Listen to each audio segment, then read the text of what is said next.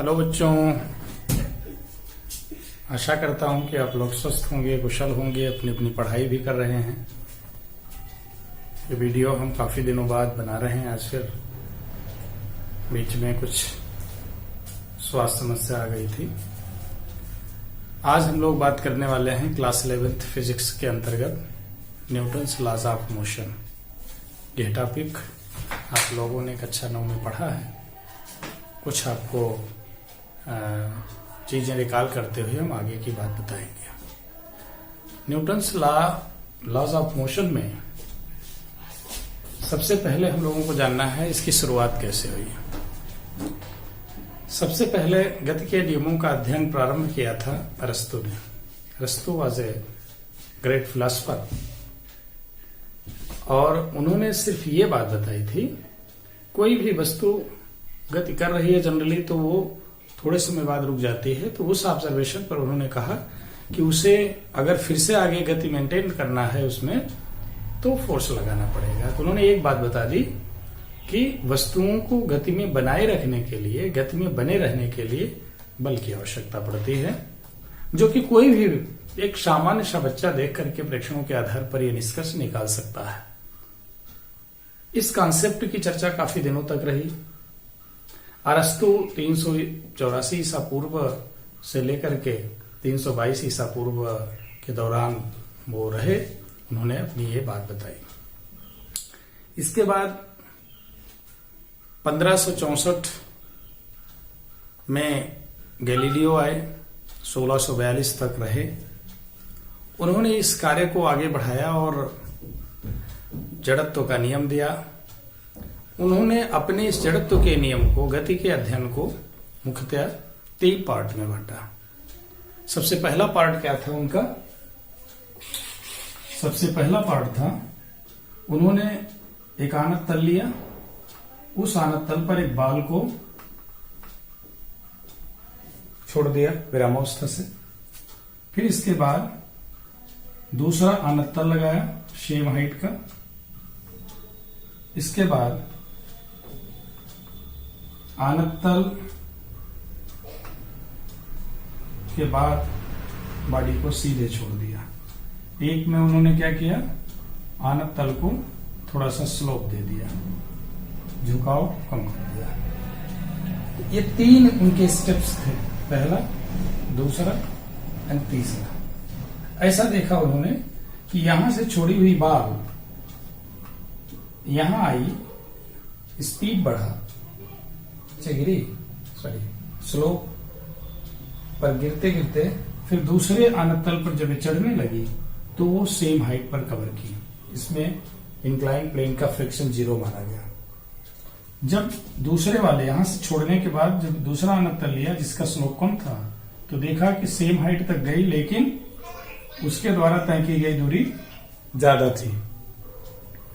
और जब सामने कोई प्लेन नहीं दिया, इंक्लाइन प्लेन न दे करके बॉल को हॉरिजॉन्टल सरफेस पर छोड़ दिया चलने के लिए, जो कि फ्रिक्शनलेस था, घर्षण नहीं था इसमें, तो ऐसा देखा कि ये बॉल आगे बढ़ती चली गई, अनंत काल तक ये गति करती रही। इन 3 स्टेप्स के आधार पर गैलीलियो ने निष्कर्ष निकाला कि वस्तुएं अपनी अवस्था में बने रखने की प्रवृत्ति रखती हैं, चाहे अवस्था गति की अवस्था हो, चाहे विराम अवस्था हो।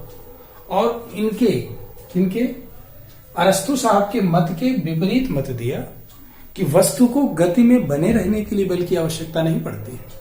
यहां से स्पष्ट हो, गति आ गई, इसमें छोड़ा गया जब यहां से, और ये आगे बढ़ती चली जा रही है क्योंकि फ्रिक्शन स्टेबल है। तो ये बात तय हो गई कि वस्तुओं को अपनी अवस्था में बनाए रखने के लिए कोई अतिरिक्त बल की आवश्यकता नहीं पड़ती है।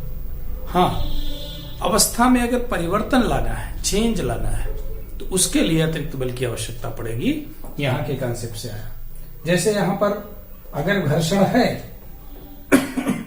तो बाल जाकर के कुछ समय व्यवहारिक तौर पर देखा जाए तो हम किसी भी बाल को अगर गति करा के छोड़ दें तो बाल थोड़े समय तक चलती हुई फिर इसके बाद रुक जाती है कुछ दूर जाकर के। क्यों रुक जाती है? उसके बट नेचुरल है कि घर्षण अर्थ का या पृथ्वी का या जिस टेबल पर गतिशील है जिस सरफेस पर गतिशील है वहां का घर्षण उसकी गति का विरोध करता है और धीरे धीरे बाल रुक जाती है।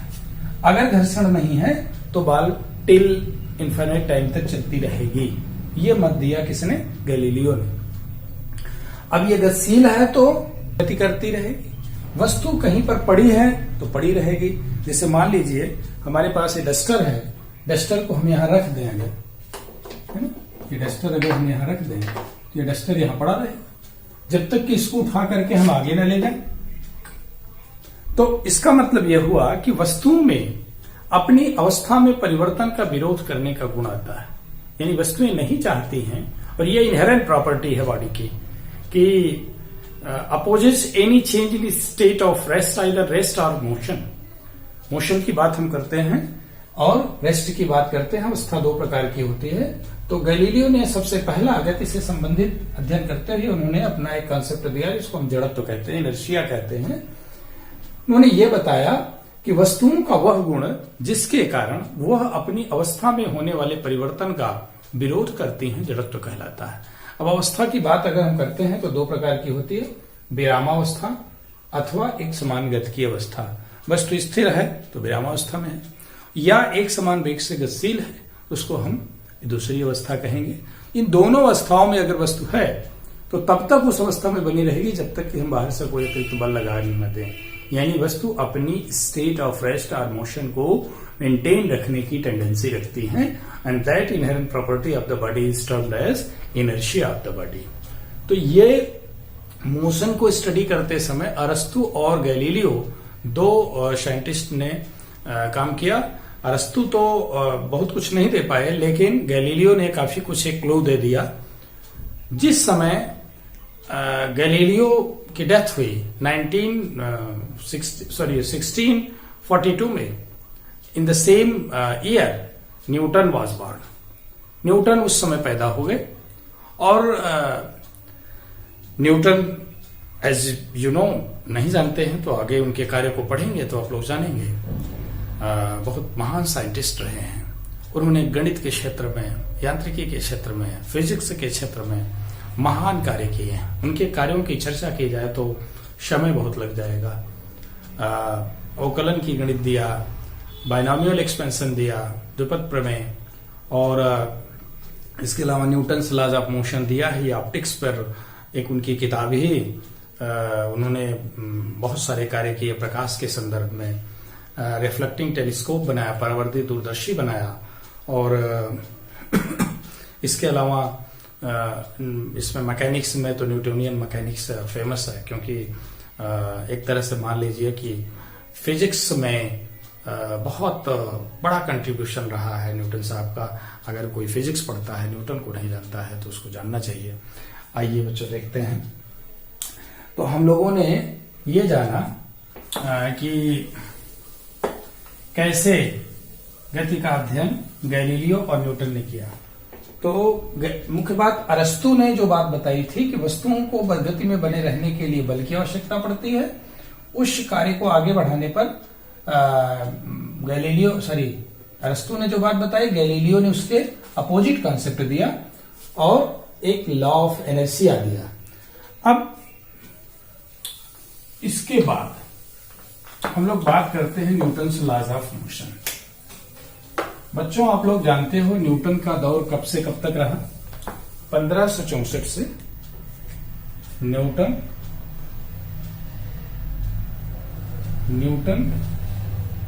का दौर रहा 1642 से 1727 ईस्वी तक। इस दरमियान उन्हें बहुत सारे कार्य किए। न्यूटन का नाम हम लोग जानते हैं गुरुत्वाकर्षण नियम से, लेकिन बहुत सारे कार्य इसके अतिरिक्त भी उन्होंने किया।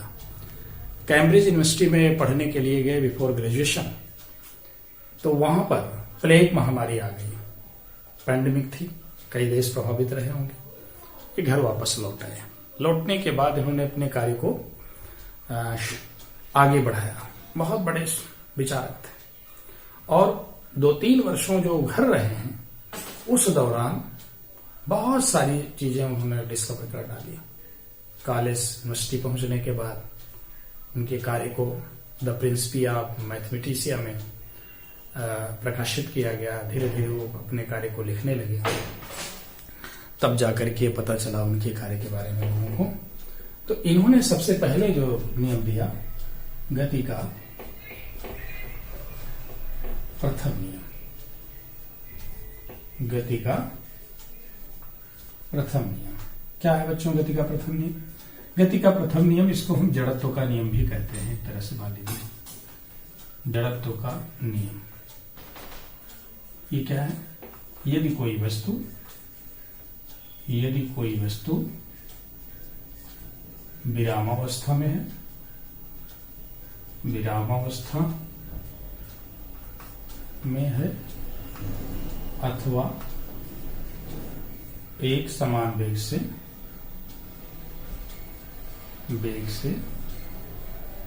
सरल रेखा में गतिशील है, तो वह विराम अवस्था में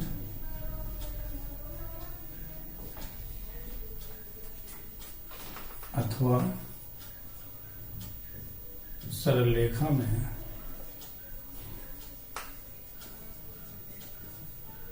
एक समान वेग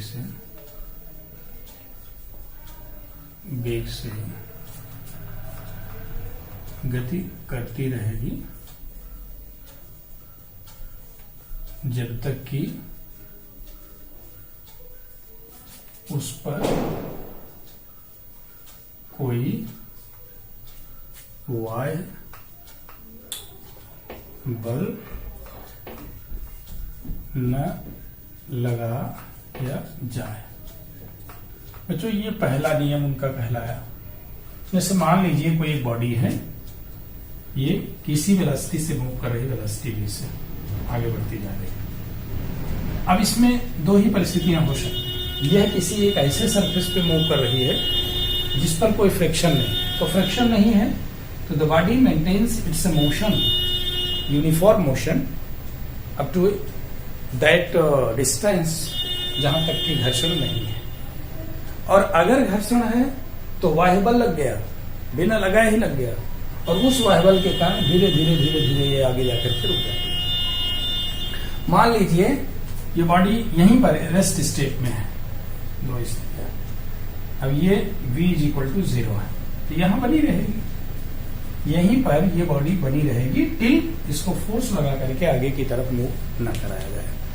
तो कुल मिलाकर के प्रथम नियम जड़त्व जो गैलीलियो ने दिया था उसी बात को फोकस करता है कि अगर कोई वस्तु गतिशील है एक समान वेग से सरल रेखा में, तो it will continue its state of uniform motion. Otherwise अगर वो रेस्ट में है तो it will remains at the state of rest unless until some external force is applied on it, जब तक कि उस पर कोई बाह्य अतिरिक्त बल ना लगा दें। लगाएंगे तो उसकी अवस्था में चेंज हो जाएगा। अब इस ये बहुत सामान्य ऐसी बात थी, इसको न्यूटन ने गैलीलियो के प्रेक्षणों के बाद ये फोकस किया, फर्स्ट ला दिया। और इसके अलावा जो दूसरे नियम की बात की गई, आइए बच्चों अब दूसरा नियम बताते हैं। दूसरा नियम क्या है? न्यूटन्स द्वितीय नियम, न्यूटन का गति का द्वितीय नियम, Newton's second law of motion. अच्छा, सेकेंड लॉ ऑफ मोशन को जानने से पहले बच्चों आप लोगों को सबसे पहले जानना होगा संवेग क्या होता है। एक नया कंसेप्ट संवेग अभी बताते हैं। इसको हम लोग बोलते हैं मोमेंटम। क्या बोलते हैं? मोमेंटम। पी से लिखा जाता है, रेखीय संवेग है, सदिश राशि है। ये एक्चुअली संवेग क्या है? It is motion contained in any body. कोई भी वस्तु है उसमें गति की मात्रा कितनी निहित गतिशील है अथवा नहीं है, ये मोमेंटम से हम जानते हैं। अगर हम कह रहे हैं बॉडी हैज मोमेंटम, यानी वस्तु में संवेग है, it means the body is in motion, that is the indication of motion of the body. तो किसी वस्तु के द्रव्यमान तथा उसके वेग का गुणनफल वस्तु का संवेग कहलाता है। संवेग कहलाता है ना। इसे P से लिखते हैं, P बराबर m इंटू वी। सदिश राशि है। मात्रा किसका क्या होगा? किलोग्राम मीटर सेकेंड इनवर्स, इतनी मात्रा की MKS पद्धति में। और ये संवेग है क्या? किसी वस्तु में विद्यमान गति की मात्रा है। Quantity of motion contained in any body is called its momentum. Okay, ध्यान रहे, वस्तु जब एक नियत वेग से गति कर रही है तो संवेग भी नियत। वस्तु का वेग बदला यानी संवेग बदल गया। तो वस्तु का वेग कब बदलेगा? फर्स्ट लॉ को देखें। वस्तु नियत वेग से गति करती रहेगी जब तक कि उस पर कोई बाह्य बल न लगाया जाए। बाह्य बल लगाएंगे तो उसके कारण या तो विपरीत दिशा में लगेगा तो वेग घटेगा, और सेम दिशा में लगेगा तो वेग बढ़ेगा। तो इसका मतलब यह हुआ कि वस्तु का संवेग बदल जाएगा। हम जैसे ही बल लगाएंगे किसी बॉडी में तो संवेग बदल जाएगा। Newton's first law of motion ये नहीं बताता है कि वस्तु में गति किस कारण से, ध्यान रहे। और सेकंड लॉ ऑफ मोशन ये बताता है कि वस्तु में गति का कारण क्या है, यानी उस पर बल लगाया गया तभी वस्तु में गति आ रही है। अच्छा, तो संवेग आप लोग, मैं समझता हूं समझ गए। अब इसका स्टेटमेंट क्या है? सेकंड लॉ, संवेग के तमाम उदाहरण आप लोग पढ़ेंगे। इसका कथन, स्टेटमेंट, किसी पिंड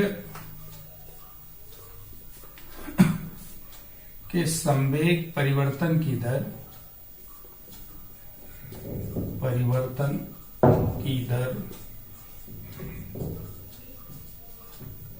पिंड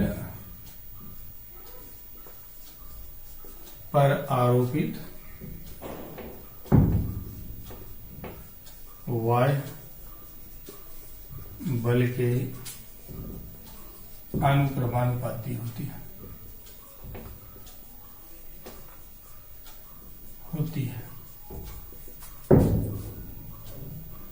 यह परिवर्तन उस दिशा में होता है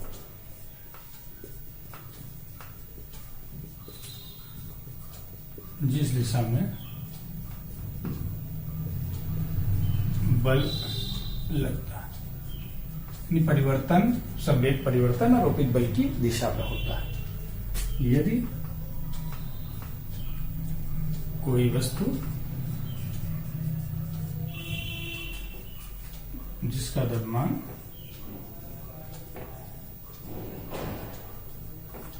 m वेग v है पर बाह्य बल F लगाने से वस्तु का वेग v से v प्लस डेल्टा v हो जाता है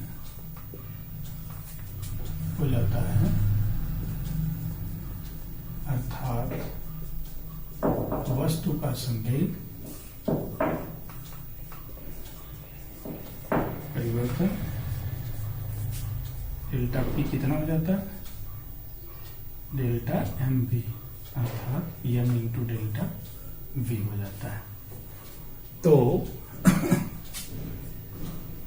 इस नियम के अनुसार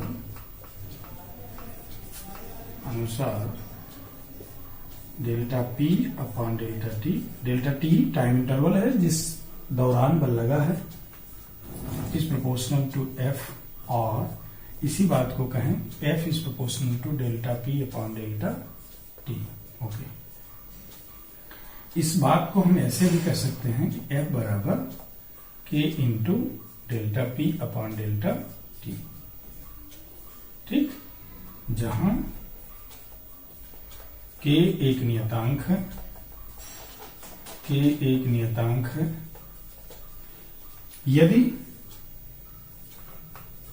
डेल्टा टी टेंड टू 0 तो एफ को हम क्या लिखेंगे, के डीपी अपॉन dt। ये बात ध्यान रखिए, delta P upon delta T convert हो जाएगा डीपी अपॉन dt में।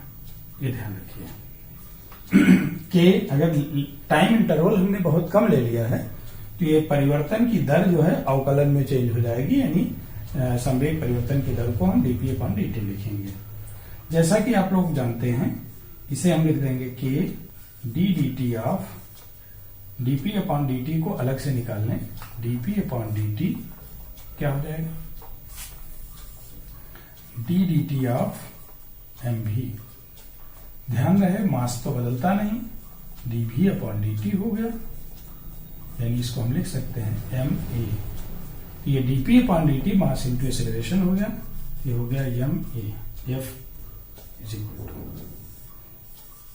ओके, तो फोर्स जो हमारा है वो k times m into A हो गया, यानी द्रव्यमान गुणे उस बॉडी में, उस पिंड में उत्पन्न त्वरण के गुणनफल के बराबर है। परंतु ध्यान रहे ये एक्सपेरिमेंटली अगर कैलकुलेट किया जाए तो k comes out to be 1, so that we have f is equal to, इस तरह से हमको मिला कि f is equal to m into, ये हमारे न्यूटन के गतिविषयक द्वितीय नियम का मैथमेटिकल फॉर्मुलेशन है।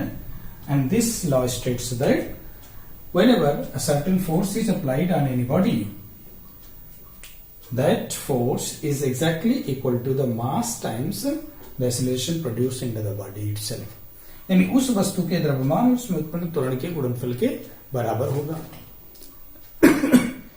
एक तो हमने स्टेटमेंट में लिखा कि संवेग परिवर्तन की दर उस पर आरोपित वायुबल के अनुक्रमानुपाती होती है, जो कि ये बात बताई गई यहाँ पर, यानी एफ एक्सटर्नल जो है वो delta P upon delta T के अनुक्रमानुपाती है, और ये एफ हम जानना चाहें तो उस वस्तु में उत्पन्न त्वरण और उसके द्रव्यमान के गुणनफल के बराबर होगा। ये बात तय हो गई, यानी किसी वस्तु में अगर बल लगाया जाएगा तो उस वस्तु में त्वरण उत्पन्न होगा, वेग परिवर्तन होगा, यानी त्वरण होगा, वेग परिवर्तन हुआ इसलिए संवेग परिवर्तन हुआ। अच्छा, इसको देखने से बात स्पष्ट हो रही है, फोर्स वेक्टर है, एक्सेलरेशन वेक्टर है, तो ये सेकंड लॉ का ये फॉर्म वेक्टर एक तरह से है, तो बल हमारा सदिश राशि होने के नाते ये कहीं पर भी आरोपित होगा। आई होप कि बच्चों आप लोग न्यूटन गतिविषयक द्वितीय नियम समझ चुके होंगे। संवेग के आधार पर संवेग में परिवर्तन का जो कारण है वो बाह्यबल है, वो किसी भी पिंड पर, और वह वायुबल उसके संवेग परिवर्तन की दर के अनुक्रमानुपाती होता है, और उस वायुबल को हम द्रव्यमान गुणे त्वरण के रूप में लिख सकते हैं। और अब इस बात को और आगे एम्फेसाइज करें हम, तो यह सदिश नियम है, न्यूटन का जो गतिविषयक द्वितीय नियम है, इसे वास्तविक law of motion, real law of motion भी कहते हैं। तो यह गति का वास्तविक नियम है, वास्तविक नियम है, this is the real law of motion.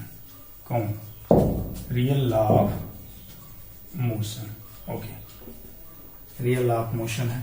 चलो भाई, तो अब पहली बात तो इसलिए रियल लॉ ऑफ मोशन है कि यदि आप कह दें कि F is equal to 0, it means m into A is equal to 0, that implies that a is equal to 0, which means that v is equal to u के, अर्थात गति विषय गति का प्रथम यही तो कह रहा है। प्रथम नियम क्या कहता है? अगर हम किसी वस्तु पर कोई बल न लगाएं तो उस वस्तु का जो वेग था पहले वही वेग अंत में है, यानी उसके वेग में कोई परिवर्तन नहीं हो रहा है। अगर प्रारंभ में वस्तु ही शून्य वेग से गतिशील थी अर्थात विरामावस्था में थी तो अंत में भी उसी वेग से है, यानी there is no change in state of rest और motion if no external force is applied on any body, that is the first law of motion. Second law आप जान ही रहे हैं। अब इसको दूसरा हम इस रूप में लें कि F is equal to m into A है, इसको आप कह दें यह सदिश नियम है। कैसा नियम है? सदिश नियम है। इस सदिश नियम को हम किस रूप में, यानी ये डिपेंड करता है कि वस्तु में बल की दिशा किधर लगी है और त्वरण उसके अकॉर्डिंग उसमें उत्पन्न होगा। तो अगर इसको हम इस तरह से देखें, F X I cap plus F Y J cap plus F Z K cap, F Z K cap M into A X I cap plus A Y J cap plus A Z K cap. Okay, comparison करें तो we will find that F X is equal to M A X, F Y is equal to M A Y and F Z is equal to M A Z. Okay, यानी x दिशा में जो बल लग रहा है वही x दिशा में त्वरण उत्पन्न करेगा, वाई दिशा में जो बल है वो द्रव्यमान गुणे वाई दिशा में उत्पन्न त्वरण के, और जेड दिशा में बल लगा जो बल का कंपोनेंट है वही उस बॉडी में जेड दिशा में त्वरण उत्पन्न करने का कारण होगा। एक बात और थोड़ा सा यहां देख लेते हैं, जो बल का मात्रक है, बल का मात्रक, ओके, तो F is equal to M A से आप ये देख लें, ये हो जाएगा किलोग्राम, किलोग्राम मीटर सेकेंड की पावर -2, SI में इसे न्यूटन कहते हैं, न्यूटन कहते हैं इसी बात को, और SI मात्रक न्यूटन है। MKS में ये है हमारा, MKS में, और CGS में ये क्या हो जाता है, ग्राम सेंटीमीटर सेकेंड की पावर -2। इसको कहते हैं डाइन, बल्कि दो मात्रक है। MKS में इसको SI में न्यूटन कहते हैं, MKS में किलोग्राम मीटर सेकेंड है, CGS में ग्राम सेंटीमीटर सेकेंड -2 है, तो इसी को डाइन कहते हैं CGS में। अच्छा, ये जो मात्रक है ये एब्सोल्यूट मात्रक है, निरपेक्ष मात्रक है, ध्यान रहे बच्चों, निरपेक्ष मात्रक है। लेकिन एक दूसरा मात्रक होता है गुरुत्वीय मात्रक। क्या है? गुरुत्वीय मात्रक होता है। हम बच्चों थोड़ा सा बल को फोकस कर रहे हैं, ये जरूरी है आप लोग जान लें। गुरुत्वीय मात्रक में किलोग्राम भार होता है SI में, किलोग्राम भार, यानी 1 किलोग्राम की कोई बॉडी है, उसमें अगर देखा जाए तो कितना बल लगेगा, 1 किलोग्राम भार का बल लगेगा। गुरुत्व के कारण उस बल को डिफाइन कर रहे हैं, ग्रेविटेशनल फोर्स उस पर लगेगा। तो जैसे W बराबर होता है mg, W बराबर क्या होता है mg, तो एक अगर मास है किलोग्राम, उसको 1 किलोग्राम भार कहेंगे, यानी जी उसमें इंक्लूडेड है। 1 kg वेट को न्यूटन में क्या कहेंगे, 9.8 न्यूटन कहेंगे, क्योंकि जी की वैल्यू 9.8 मीटर पर सेकेंड स्क्वायर होती है। तो कुल मिलाकर के हम लोगों ने Newton second law of motion से ये जाना कि ये उस कारण को बताता है जिसके कारण वस्तु गतिशील है, और वस्तु के संवेग परिवर्तन की दर जो होती है उस पर आरोपित वह बल के अनुक्रमानुपाती होती है। यह भी जाना कि बल जो हम लगाते हैं वो उस वस्तु के द्रव्यमान और उसमें त्वरण के गुणनफल के बराबर होता है, यानी बल लगाने से ही वस्तु में त्वरण उत्पन्न हुआ, ये बात स्पष्ट हो गई। और कुछ बातें हम लोगों ने जाना, बल्कि SI और CGS ग्रेविटेशनल और एब्सोल्यूट यूनिट फोर्स की हम लोगों ने जाना। अब इसके अतिरिक्त हम लोग जानेंगे एक और कॉन्सेप्ट है, इंपल्स। ओके, ये क्या होता है बच्चों? अभी हम लोग थर्ड लॉ की बात नहीं कर रहे हैं, ये सब आवश्यक चीजें हैं इसको समझने। इंपल्स, इंपल्स यानी आवेग, संवेग तो आप लोग समझ गए। यदि किसी वस्तु पर कोई बल अत्यंत कम समय के लिए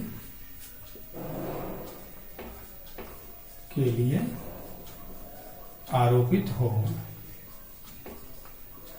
तो वस्तु पर आरोपित बल तथा समय यांतराल का गुणनफल आवेग कहलाता है। इसे आई और जे से व्यक्त करते हैं। आई से ही लिखो, इंपल्स आई से व्यक्त करते हैं। ओके, अब इसे कैसे डिफाइन करेंगे? यदि एफ नियत है तो आई को ऐसे लिखेंगे, I is equal to F into delta T, vector राशि। दूसरा, यदि एफ परिवर्तनीय है तो आई को ऐसे लिखेंगे 0 से T F T D T. Okay, ये बात समझ लीजिए। और यहां से एक बात देखें, वस्तु का आवेग बराबर संवेग परिवर्तन। जैसे एफ इंटू डेल्टा टी है तो इसको कैसे लिखेंगे? आई बराबर M into V minus U upon, इसको क्या लिखें? Delta T into delta T, cut गया, that is M V minus M U. क्या हो गया? संवेग परिवर्तन किया, संवेग परिवर्तन किया। यानी आई जो है डेल्टा पी के इक्वल है। उस समय जब वस्तु पर बल लगा तो आप सेकंड लॉ से तो ये बात जानते हैं कि बल लगने से वस्तु के संवेग में परिवर्तन आ जाएगा, और वह परिवर्तन क्या करता है? उस वस्तु के संवेग में परिवर्तन को अगर हम कैलकुलेट करें तो उस पर आरोपित या जो इंपल्स उस पर लगाया गया वो उसके बराबर होगा। इसका डेली लाइफ में तमाम एग्जाम्पल है इंपल्स का। जैसे मान लीजिए आप लोग देखे होंगे क्रिकेट में, जैसे कोई बैट्समैन गेंद को हिट करता है तो खिलाड़ी उसको कैच करता है फील्ड में। कैच करने के दौरान अगर अपने हाथ में जब गेंद आई और उसको उसके मोमेंटम को जीरो करने तक अगर वो कुछ समय नहीं लेता है, यानी उसको आगे की तरफ नहीं खींचता है, तो उसको ज्यादा मोमेंट आघात पहुंचता है। क्यों? हो सकता है गेंद छूट भी जाए। ऐसा क्यों होता है? क्योंकि उस दौरान डेल्टा टी अगर उसने जीरो कर दिया तो फोर्स ज्यादा होगा, क्योंकि इंपल्स तो उसको जरूरी है, संवेग उसका जो भी रहा होगा बॉल का उसको जीरो तक लाना है, तभी बॉल रुकी। इस कारण से उसमें चोट बहुत ज्यादा पहुंचती है। हाई जंप में आप लोग देखते होंगे दूसरे साइड में रस्सी के दूसरी तरफ उड़ाई कर दी जाती है, या स्पॉन्जी कोई चीज रखा जाता है। उसका कारण क्या है? जब ऊपर से संवेग से गिरता है कोई व्यक्ति तो कुछ टाइम इंटरवल लगे उसको रेस्ट में जाने में, उस टाइम इंटरवल के कारण उस पर आघात कम पहुंचती है। तो इंपल्स का बहुत सारे एग्जाम्पल है, आप देख सकते हैं। अब हम लोग बात करने वाले हैं Newton's third law of motion की। सेकंड लॉ आई होप कि आप लोग समझ चुके होंगे। अब हम लोग न्यूटन के गति के तृतीय नियम की बात करते हैं। बहुत इंपॉर्टेंट लॉ है न्यूटन का गति का तृतीय नियम। तृतीय नियम ये क्या बताता है बच्चों? ये बताता है कि अगर मान लीजिए दो वस्तुएं हैं, ओके, दोनों वस्तुएं एक दूसरे के संपर्क में हैं, तो जब भी एक वस्तु दूसरी वस्तु पर फोर्स लगाएगी तो दूसरी वस्तु भी परिणाम स्वरूप उतना ही बल लगाएगी, परंतु विपरीत दिशा में लगाएगी। इस बात को उन्होंने न्यूटन साहब ने कहा था क्रिया प्रति। इस नियम को एक नाम और जानते हैं, क्रिया डैश प्रतिक्रिया का नियम। इस रूप में बहुत कॉमनली लिया जाना जाता है क्रिया प्रतिक्रिया का नियम। ओके, क्या है? प्रत्येक क्रिया के बराबर व विपरीत प्रतिक्रिया होती है। प्रतिक्रिया होती है। Every action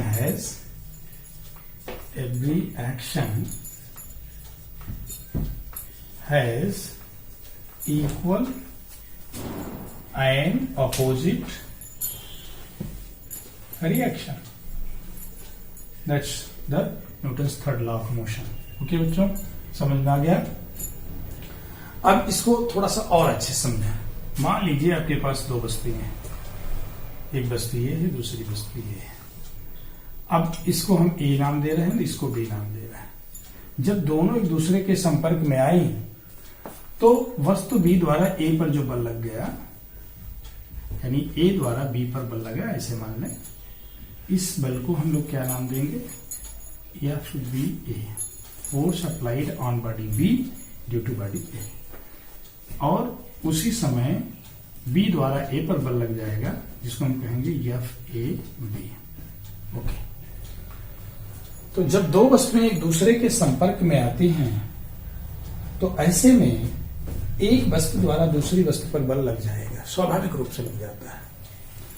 तो परिणाम स्वरूप दूसरी वस्तु भी पहली वस्तु पर उतना ही बल विपरीत दिशा में लगा देती है।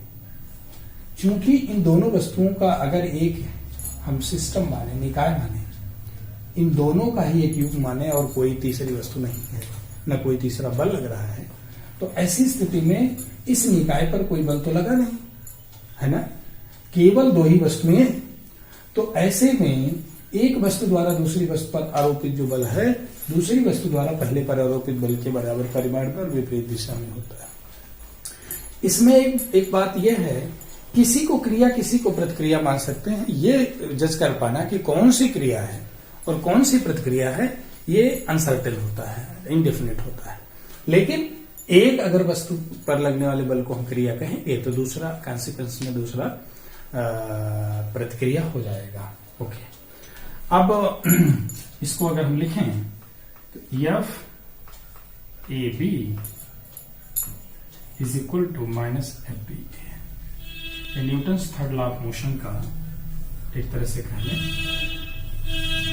एक्सप्लेन करने वाला ये एक तरह से क्वेश्चन है कि बी द्वारा ए पर आरोपित बल को अगर हम क्रिया बल कह रहे हैं तो ए द्वारा बी पर लगा बल डेफिनेटली प्रतिक्रिया होगा और ये उसके एग्जैक्टली बराबर है और विपरीत दिशा में है।